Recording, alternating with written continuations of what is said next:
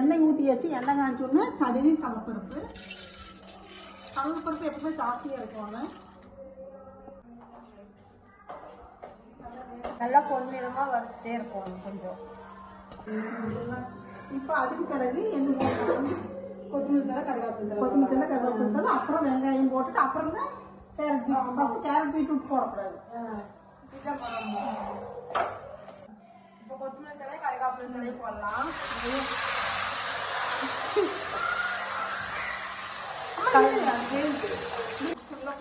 ரெண்டு பல்லரி வெங்காயம் போட்டாச்சு. நல்லா வேகணும். வெந்த பின்னாடி இந்த கரண்டி எடுத்து தக்காவை ஒட்ட வைக்க நல்லா வெந்துட்டு நல்லா வணக்கணுங்க. பாத்தீங்கன்னா நல்ல வெங்காயம் கண்ணாடி மாதிரி நல்லா வேகணும். பார்த்து இந்த சைடுல இருந்து அப்புறம் பார்த்தா தெரியற மாதிரி வெங்காயம். அப்படித்தானே? பேர் என்ன சொன்னீங்க? முட்டை மசால் கேரட் பீன்ஸ் பணியாரம். சூப்பரா இருக்கு. ஹெல்த்துக்கு நல்ல ஆரோக்கியம். காய்கறிகள்லாம் சேர்ந்துருக்கிறதுனால குழந்தைங்க நல்லா விரும்பி சாப்பிடுவாங்க. நீங்களும் செஞ்சு பாருங்க.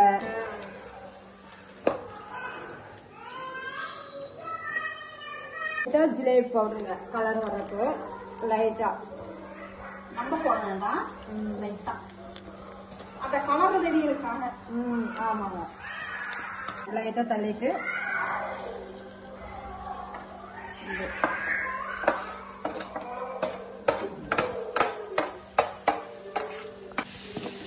பாத்தீங்கன்னா நல்லா வேகுது.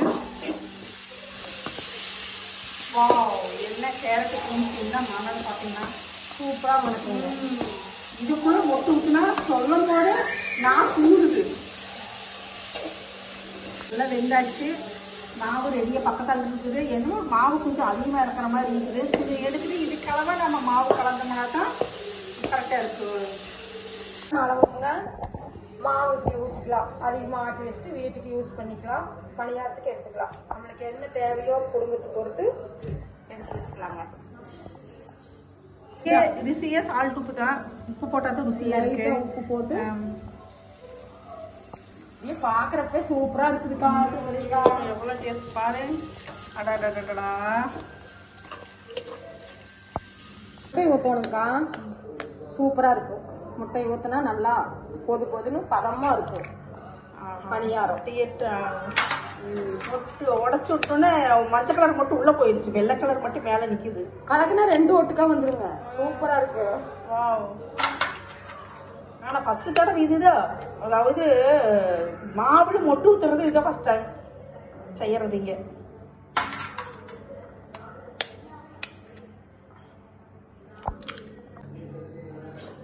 மொட்டு பணியாரத்துக்கு நம்ம வணக்கின கேரட்டை உள்ள போடலாம்.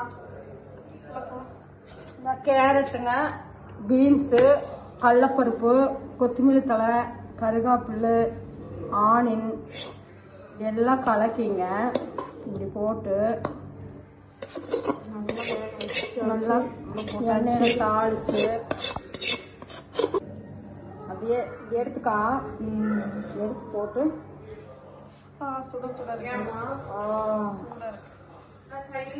கலக்கினாங்க. கையில கலக்கிட்டோம்னா சூப்பரா இருக்கு.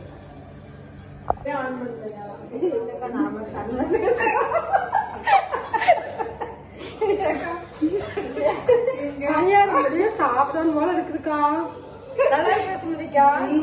பாத்தீங்களா கலர்ஃபுல்லா வருது. எல்லோ கலர் ஆயிடுச்சு. சாப்பிட்டு பாக்குற பணியாரம் அப்படி பொல்லு பொல்லி வருது. நீங்களே அட இவ்வளவு நல்ல பணியாரமான நீங்களே சுடுவீங்க.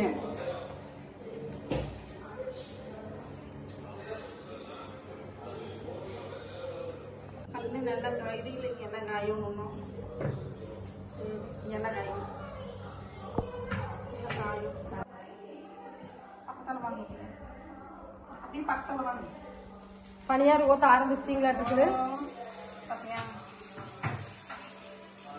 முட்டை மசால் பணியாரம். எப்பவுமே மொட்டை வந்து அப்படியே ஊத்திலே எடுத்துருக்கிறோம். இந்த மாதிரி மாவுல வந்து மொட்டு கலந்து எல்லாம் உடம்புக்கு ரொம்ப நல்லதுக்கா. குழந்தைங்களுக்கு கொடுத்தாலும் முழு முட்டை அப்படியே சாப்பிட மாட்டாங்க. அதனால இப்படி மாவுல கலக்கி கேரட் பீன்ஸ் உள்ள கலக்கி குழந்தையும் நல்லா சாப்பிட்டுக்குவாங்க, நம்மளுக்கும் நல்ல பலம். ஆமாங்க.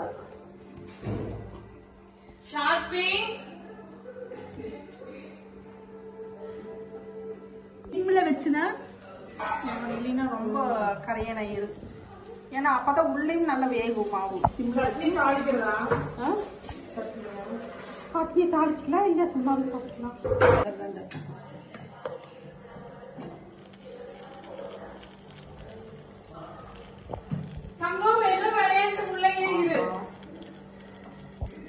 எப்படி இருக்குது டேஸ்ட்?